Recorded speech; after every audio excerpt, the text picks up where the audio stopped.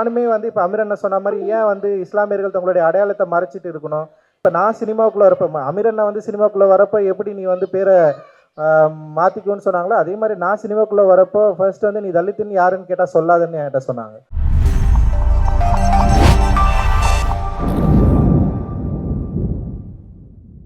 எல்லாருக்கும் வணக்கம். ரொம்ப நேரம் ஆயிடுச்சு, ஆனால் நீண்ட நேரமும் இங்கே நிறைய பேர் காத்துட்ருக்குறீங்க, ரொம்ப சந்தோஷம். ஜெய் பீம். ரொம்ப சந்தோஷம். இதுக்கு முன்னாடி நிறைய பேர் பேசிட்டாங்க மேடையில் இந்த சினிமாவை பற்றி. நான் கிட்டத்தட்ட ஒரு 1.5 வருஷத்துக்கு முன்னாடி நான் பார்த்தேன். ஆக்சுவலி வந்து மீரா கதிரவன் அவர்களை ஒரு எழுத்தாளராக, ஒரு அசிஸ்டன்ட் டைரக்டராக, நான் அசிஸ்டன்ட் டைரக்டராக ட்ரை பண்ணுறப்போ மீட் பண்ணி அவர்கிட்ட ஹெல்ப் கேட்பேன். அது மாதிரி ஆஃபீஸ் அட்ரஸ் எல்லாம் சிலது கேட்பேன். நான் அப்படி கேட்டது சேரன் சாரோட ஆஃபீஸ் அட்ரஸ் கேட்டேன். அது மாதிரி இவர் லிங்குசாமி சாரோட அட்ரஸ், சுசி கணேசன் சாரோட அட்ரஸ், இவங்களெல்லாம் கேட்டு நான் போய் மீட் பண்ணலாமான்னு ட்ரை பண்ணியிருக்கேன். ஆனால் சேரன் சாரை மட்டும் நான் மீட் பண்ணேன் நான். ஸோ அப்படி தான் மீரா கதிரவன் எனக்கு வந்து பழக்கம். அப்புறம் அவருடைய எழுத்து மூலமாக எனக்கு பழக்கம். அப்புறம் பிரபல லோகிதாஸ் இயக்குனர் கூட அவர் வேலை செஞ்சுருக்காரு. ஸோ அதுவுமே எனக்கு வந்து ரொம்ப இன்ஸ்பைரிங்காக இருக்கும் அவர் படங்களை பார்க்குறதுக்கு. ஸோ அவர் எடுத்த 2 படங்களும் முக்கியமான படங்களாக இருந்தது. அண்ட் அவர் அதுக்கப்புறம் வந்து அபிபின்னு ஒரு படம் எடுத்திருக்காரு, என்னை பார்க்க சொன்னார். நான் ஆக்சுவலி அந்த படத்தை பார்த்துட்டு பயங்கர எமோஷ்னலாக ஆனேன். ஏன்னா அந்த சினிமா எனக்குள்ளே உண்டாக்கின அந்த பதப்பதைப்பு இருக்குல்ல, ஒரு படத்தை பார்க்குறப்போ ஒரு லைஃப்பை ரொம்ப நெருக்கமாக பார்த்த ஒரு உணர்வு எனக்கு இருந்தது. நான் அதுக்கு முன்னாடி இப்படி ஒரு வாழ்க்கையை ரொம்ப கிட்ட இருந்து பார்த்தது கிடையாது. இப்போ அடிப்படையில் நமக்குள்ள பல வேறுபாடுகள் இருக்குது. இந்த இந்திய சமூகம், அதுவும் குறிப்பாக தமிழ் சமூகத்தில் வந்து பல வேறுபாடுகளோட, பல வேறுபாட்டு நிறைந்த தெருக்களோட தனித்தனியாக பிரிஞ்சு, ஆனால் ஒரே சமூகமாக வாழற ஒரு மாயைக்குள்ளே தான் நம்ம வந்து இருப்போம். ஆனால் நமக்குள்ள பல வேறுபாடுகள் இருக்கும். யாரும் யாரோட லைஃப்பை பற்றியும் சரியாக தெரிஞ்சுக்கிறதும் இல்லை, புரிஞ்சுக்கிறதும் இல்லை. ஆனால் பெரும்பான்மையாக இருக்கிற சமூகங்கள் பற்றி இங்கே சினிமாக்கள் தொடர்ந்து பேசிகிட்டே இருந்திருக்காங்க. அப்படி இருக்கிறப்ப தான் நான் என்னை பற்றியான தேடலில், என்னை பற்றியான சினிமாவை நான் என்னுடைய குடும்பத்தோடைய இல்லை என்கிட்ட இருக்கிற கதாபாத்திரங்களில் கதைகளில் தேட ஆரம்பித்து அப்படி ஒரு சினிமாவை வடிவமைச்சு இன்றைக்கி உங்களுக்கு முன்னாடி நான் வந்து நின்றுட்டுருக்கிறேன்.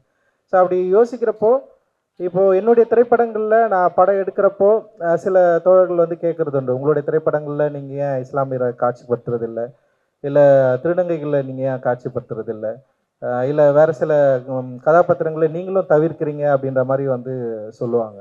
பட் நான் வந்து ரொம்ப என்ன சொல்கிறது, ப்ரெஷராக எடுத்து அப்படி ஒர்க் பண்ணுறதில்ல. சார்பட்டா பரம்பரையில் மட்டும்தான் மீரான்ற கதாபாத்திரத்தை நான் வந்து உருவாக்குனேன். எனக்கு என்ன அந்த லைஃப்பை எனக்கு என்ன தெரியும்னா, என்னுடைய கிராமத்தில் இருக்கிற அந்த மசூதியில் எனக்கு உடம்பு சரியில்லாமல் போச்சுன்னா என் அம்மாவும் என் பாட்டியை என்னை எடுத்துகிட்டு போயிட்டு காதில் அந்த ஊதுவாங்க. ஸோ ஒரு அந்த இது மயிலிற கால வரட்டி ஒரு மாதிரி செய்வாங்க. காலையில் போயிருக்கேன், அந்த இதுதான் எனக்கு ஞாபகம் இருக்குது. அதோட அந்த காலையில் அல்லா கூவுதுன்னு சொல்லுவாங்க. அந்த டைமிங் வச்சு தான் நம்ம வந்து மேக்ஸிமம் இதை வந்து கொஞ்சம் கிட்ட நெருங்கியிருக்கேன் நான். அதுக்கு பிறகு நான் இலக்கியங்கள் மூலமாக தான் இந்த லைஃப்பை நான் வந்து படிச்சிருக்கேன், தெரிஞ்சிருக்கேன். அண்டு மலையாள சினிமாக்கள் அண்ட் ஈரான் சினிமாக்களை வந்து நான் வந்து பார்த்துருக்கேன். அது மூலமாக ஒரு கல்ச்சரை நம்மளால் புரிஞ்சிக்க முடிஞ்சது மலையாள சினிமா பார்க்குறது மூலமாக. ஆனால் மலையாள சினிமாவில் இந்த லைஃப்பை தொடர்ந்து எடுக்கப்பட்டிருந்ததுனால வேறுபாடு இல்லை. அங்கே என்னென்னா இஸ்லாமிய சினிமா, இல்லை இஸ்லாமியர்களை பற்றிய ஒரு சினிமா, இல்லை கிறிஸ்தவர்களை பற்றிய ஒரு சினிமா, இல்லை மலையாளிகளை பற்றிய ஒரு சினிமா அப்படின்ற வேறுபாடு இல்லாமல் ஒரு மலையாள சினிமாவாக அதுக்குள்ளே அந்த கல்ச்சரை பேசுகிற ஒரு வழக்கம் அங்கே இருந்தது. ஆனால் தமிழ் சினிமாவில் தெரிந்தோ தெரியாமலோ இல்லை வணிக சந்தையின் அடிப்படையில், இல்லை இங்கே தொடர்ந்து படம் எடுத்தவங்களுடைய மனநிலையில் இந்த சமூகங்களை பற்றி வேறுபாடு உள்ள சிறுபான்மையாக உள்ள சமூகங்களை பற்றி ஒரு மெயின் ஸ்ட்ரீமில் படம் எடுக்கிறது வழக்கம் இல்லை அதை சந்தைப்படுத்துதலில் வெற்றி அடையாமல் இருந்ததுனால ஒரு பயம் இருந்ததுன்னு கூட சொல்லலாம். ஸோ அந்த பயத்தோடு தான் என்னுடைய லைஃப்பும் ஸ்டார்ட் ஆச்சு. மீரா கதிரவன் அவர்கள்கிட்ட நான் நிறைய டைம் உரையாடிருக்கேன். நானுமே வந்து இப்போ அமீர் அண்ணன் சொன்ன மாதிரி ஏன் வந்து இஸ்லாமியர்கள் தங்களுடைய அடையாளத்தை மறைச்சிட்டு இருக்கணும், ஏன் இஸ்லாமியர்கள் தங்களுடைய பேர்களை வந்து மறைச்சிட்டு இருக்கணும், இங்கே இலக்கியங்களையும் சரி இல்லை வந்து சினிமாக்கள் இருக்கிறவங்க வந்து ஏன் வந்து இப்போ தாமிரா அண்ணன் கூட அவருடைய பேரை வந்து மாற்றி வச்சிருப்பார். அண்ணன்கிட்டே நான் கேட்டிருக்கேன், ஏன்னா அந்த தாமிரான் பேர் வச்சுருக்கீங்க அப்படின்ற மாதிரி நான் அவர்கிட்ட நான் வந்து கேட்டிருக்கேன் நான். ஏன்னா அந்த பயம், இப்போ நான் சினிமாவுக்குள்ளே வரப்போ அமீர் அண்ணன் வந்து சினிமாவுக்குள்ளே வரப்போ எப்படி நீ வந்து பேரை மாற்றிக்குன்னு சொன்னாங்களோ அதே மாதிரி நான் சினிமாக்குள்ளே வரப்போ ஃபர்ஸ்ட் வந்து நீ தலித்துன்னு யாருன்னு கேட்டால் சொல்லாதுன்னு என்கிட்ட சொன்னாங்க. நான் சொன்னேன், நான் ஏன் சொல்லக்கூடாது, நான் சொல்லுவேன், இதுதான் என்னுடைய அடையாளம் அப்படின்னு தான் நான் வந்து பேசவே ஆரம்பித்தேன். ஸோ அங்கேருந்து தான் என்னுடைய படைப்பு வந்து ஆரம்பிச்சது. அண்ட் மீரா கதிரோன் மாதிரியான ஒரு பயங்கர சீரியஸ் லிட்ரேச்சர் கிட்டேருந்து வரவங்க, லிட்டரி வேர்ல்ட்லேருந்து வரவங்கக்கிட்ட நான் அப்படியான ஒரு எண்ணத்தை எதிர்பார்த்தேன். அச்சு அசலான ஒரு திரைப்படங்களை இல்லை அவருடைய கல்ச்சர் பேஸ்டு இல்லை அவருடைய இலக்கியங்கள் சார்ந்து உருவாக்குறப்போ இன்னும் வந்து பயங்கரமாக இருக்குமே. அவருடைய வீழ்த்திட்டு படம் பார்த்துட்டு நான் அவர்கிட்ட பேசினேன், இது இல்லைன்னா அவங்களுடைய சினிமா நீங்கள் இன்னுமே வந்து ஒன்று உருவாக்கணும்னா அப்படின்ற மாதிரி நான் அவர்கிட்ட நான் பேசியிருந்தேன். அதன் அடிப்படையில் இல்லை, ஆனால் அவருக்குள்ள பல கேள்விகள் இருந்திருக்கலான்னு அப்படின்னு நினைக்கிறேன். அந்த அடிப்படையில் தான் அவர் வந்து அபீபின்னு ஒரு படத்தை உருவாக்கி என்னை வந்து பார்க்க சொன்னார். எனக்கு என்னென்னா, அந்த நிச்சயமாக சொல்கிறேன், அந்த தமிழ் சினிமாவோட ரொம்ப முக்கியமான சினிமாவாக அபீபி இருக்கும்னு அந்த படம் பார்த்தோன்னே எனக்கு வந்து தெரிஞ்சுது. அண்ட் அதில் இருக்கிற கேரக்டர்ஸ், அதில் ஆக்டர்ஸ் அவங்க எல்லாமே பயங்கரமாக நடிச்சிருக்காங்க. நான் அது கூட எனக்கு, ஏன்னா ஒரு இயக்குனர் டெஃபினட்டாக அதெல்லாம் ஒர்க் வாங்கிடுவார். ஆனால் அதோட நுவான்சஸ் இருக்குல்ல, ஒரு நுணுக்கம் இருக்குல்ல, ஒரு வீட்டில் உபயோகப்படுத்துகிற ஒரு சின்ன பொருட்கள் இருந்து, அப்புறம் அவங்க எப்படி உட்கார்றாங்க, அதோட துணியிலிருந்து ஒவ்வொரு சின்ன சின்ன நுவான்சஸும் பயங்கரமாக இலக்கியங்களில் வெளிப்படுற வார்த்தைகள் போல. ஏன்னா ஒரு புத்தகம் வாசிக்கிறப்போ ஒரு முழு புத்தகம் தராத திருப்தி வந்து ஒரு வரி கொடுத்துரும், ஒரு நாவலுடைய ஒரு வரி வந்து கொடுத்துரும். அந்த வரி படித்து முடித்தவொடனே நமக்கு வந்து அப்படியே பயங்கர ப்ளஷர் ஆகிடும். அது வந்து அந்த வரியே வந்து ஒட்டுமொத்த நாவலையும் படிக்க வச்சிரும். அது மிடில் இருக்கும், இல்லை லாஸ்ட் பேஜில் இருக்கும், இல்லை ஃபர்ஸ்ட் பேஜில் இருக்கும். அது எங்கே இருக்குன்னுமே அது வந்து செம மேஜிக். ஆக்சுவலி புக்ஸ் படிக்கிறப்போ தான் அது வந்து நிகழும். அந்த மாதிரி தான் அபீபியை நான் வந்து பார்க்குறேன். அபீபி வந்து தமிழ் சினிமாவோட ஒரு முக்கியமான ஒரு மேஜிக் நிகழ்த்ததெல்லாம் நான் வந்து பார்க்குறேன். டெஃபினட்டாக இது வந்து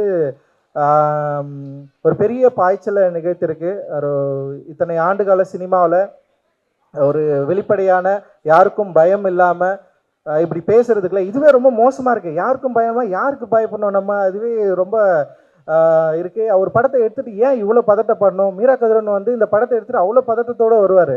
இது எப்படி மக்கள் எடுத்துப்பாங்களா, இதை பற்றி பேசுவாங்களா, எல்லாரும் வந்து இது என்ன சினிமான்னு சொல்லுவாங்க, இந்த இப்படி ஒரு சினிமா எடுக்கிறப்போ வந்து நமக்கு என்ன மாதிரி கேட்டகரைஸ் பண்ணுவாங்க, இது வந்து மெயின் ஸ்ட்ரீம் ஆடியன்ஸ்க்கு பிடிக்குமா பிடிக்காது. ஏன்னா ஒரு சாதாரணமாக சினிமா எடுக்கிற எந்த இயக்குனருக்கும் படம் ஓடணும் ஓடக்கூடாதுன்னு ஒரே பயம்தான் இருக்கும். யாருக்காவது எல்லாருக்கும் பிடிக்கணும் பிடிக்காம போயிடுமோன்ற ஒரு பயம்தான் இருக்கும். ஆனால் இந்த இயக்குனருக்கு இன்னும் கூடுதலான ஒரு நெருக்கடி இருக்குது. அந்த நெருக்கடியை இந்த சமூகம் கொடுத்துருக்குல்ல, இந்த சமூகம் கொடுக்குறப்ப அப்போது இந்த பிரச்சனைகளை, இந்த நெருக்கடிகளை கொடுக்குற இந்த சமூகங்களிலிருந்து உருவாகிற ஒரு கலைஞன் தன்னுடைய படைப்பை ஒரு சுதந்திரமாக விடுதலை உணர்வோடு உருவாக்க முடியாமல், அப்படி உருவாக்குனாலும் அது எப்படியாவது எந்த பிரச்சனையும் இல்லாமல் மக்கள்கிட்ட கொண்டு போய் சேர்க்கணுன்ற ஒரு எண்ணம் இருக்குல்ல, இப்படி ஒரு ப்ரெஷரை உருவாக்கப்பட்ட ஒரு இடத்துலேருந்து வந்து இப்படி ஒரு அற்புதமான ஒரு சினிமாவை மீரா கதிரோன் அண்ணன் வந்து பண்ணியிருக்காரு. அது நிச்சயமாக மக்களுக்கு ரொம்ப பிடிச்ச சினிமாவாக இருக்கும். ஏன்னா தமிழ் சினிமா ரசிகர்கள் ரொம்ப வித்தியாசமானவர்கள். மற்ற சினிமாவை மாதிரி மற்ற சினிமா ரசிகர்கள் மாதிரி கிடையாது அப்படின்னு நான் நினைக்கிறேன். ஏன்னா படம் எடுத்து முடிக்கிற வரைக்கும் என்னுடைய படமும் சரி, இல்லை இங்கே இருக்கிற ஒரு சீரியஸான ஃபிலிம் எல்லாமே என்ன நடந்திருக்குன்னா வந்து ஆடியன்ஸ்க்கு பிடிக்காதுன்னு தான் எல்லாராலையும் சொல்லப்பட்டிருக்கு. ஆனால் தியேட்டரில் வந்ததுக்கப்புறம் வந்து பயங்கரமாக பிளாஸ்ட் பண்ணியிருக்காங்க, பயங்கரமாக கொண்டாடி இருக்கிறாங்க. அந்த மாதிரி நிச்சயமாக அபீபி வந்து கொண்டாடப்படும், பிளாஸ்ட் பண்ணப்படும், பயங்கரமாக ஒர்க் ஆகும் அப்படின்னு நான் நினைக்கிறேன். சினிமாவில் வந்து இது ஒரு பெரிய ஒரு முன்னுதாரணமான சினிமாவாக மாறும். இதற்கு பிறகு வந்து வேறுபாடுகள் கலைந்து எல்லா லைஃப்பையும் வந்து ரொம்ப சகஜமாக பேசுகிற ஒரு சினிமாவை ஒரு தமிழ் சினிமா சூழலில் உருவாகிறதுக்கான வாய்ப்பு டெஃபினட்டாக இருக்குன்னு நான் நினைக்கிறேன். ஏன்னா அப்படி தான் இது எல்லாமே மாறி இருக்கு. யாருமே பேசாத வரைக்கும் அதுக்கு பின்னாடி பல கதைகள் பேசப்பட்டிருக்கு. ஆனால் பேசி உடைச்சதுக்கப்புறம் இது இவ்வளோதானா அப்படின்ற இடத்த மாதிரி அதுக்கப்புறம் அதில் பயங்கர எக்ஸ்ப்ளோர் பண்ண ஆரம்பிச்சிடும். இப்போ எப்படி தலித் லைஃப்பை பேசுறதுக்கு முன்னாடி இப்படி ஒரு லைஃப் எடுத்தா படமே ஓடாது, இது வந்து அங்கே பற்றிக்கிட்டு எரியும், தியேட்டர் கொடுக்க மாட்டாங்க, அவ்வளோ நிறைய சொன்னாங்க.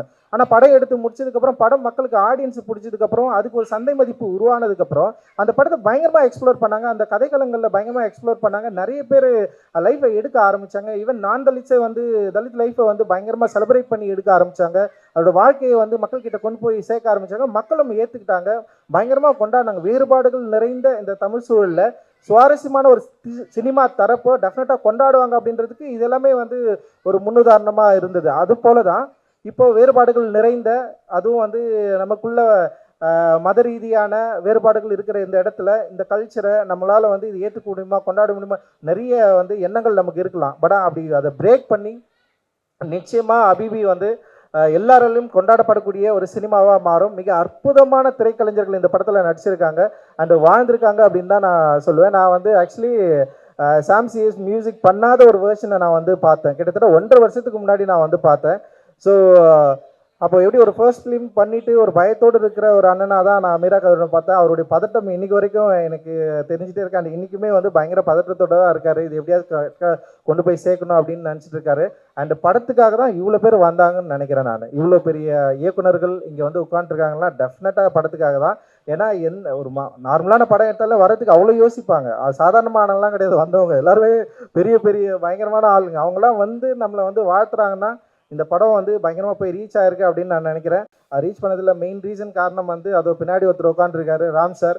ராம் சாருக்கு வந்து என்னுடைய நன்றி. அண்டு ஏன்னா நான் படம் பார்த்தோன்னே ஃபஸ்ட்டு கேட்டேன், ராம் அண்ணா பார்த்துட்டாரா இல்லையா அப்படின்னு தான் நான் கேட்டேன். அண்ட் அவர் பார்த்ததுக்கப்புறம் நிறைய பேர் அவர் வந்து பார்க்க வச்சார். இது வந்து நடித்த எல்லாருமே பயங்கர சூப்பராக நடிச்சிருந்தீங்க சார். செம்ம சூப்பரான ஒரு ஒர்க்கு. எனக்கு ரொம்ப ரொம்ப பிடிச்சிருக்கு.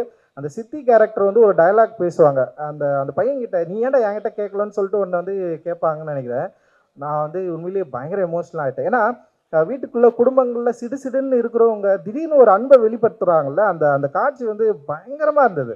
எனக்கு வந்து அவ்வளோ பிடிச்சிருந்து. ஏன்னா வெறுப்பு அப்படின்றது வந்து நம்ம அந்த வெறுப்பு அப்புறம் வந்து கோபம் அது எல்லாமே வீட்டுக்குள்ளே பல அதாவது மாறுபட்ட எண்ணங்களை நமக்குள்ளே உருவாக்கிட்டே இருக்கும். ஆனால் அந்த வெறுப்பாக இருக்கிறவங்க கிட்ட இருந்து திடீர்னு ஒரு அன்பு வருது இல்லை, அந்த வார்த்தை வந்து செம்மையாக இருந்தது. அண்டு நான் வந்து பயங்கர எமோஷனலானேன். அந்த படம் பார்த்துட்டு என்னுடைய ஃப்ரெண்டுங்களுக்கும் நான் வந்து சொன்னேன், இந்த படத்தை பாருங்க அப்படின்னு சொன்னேன்.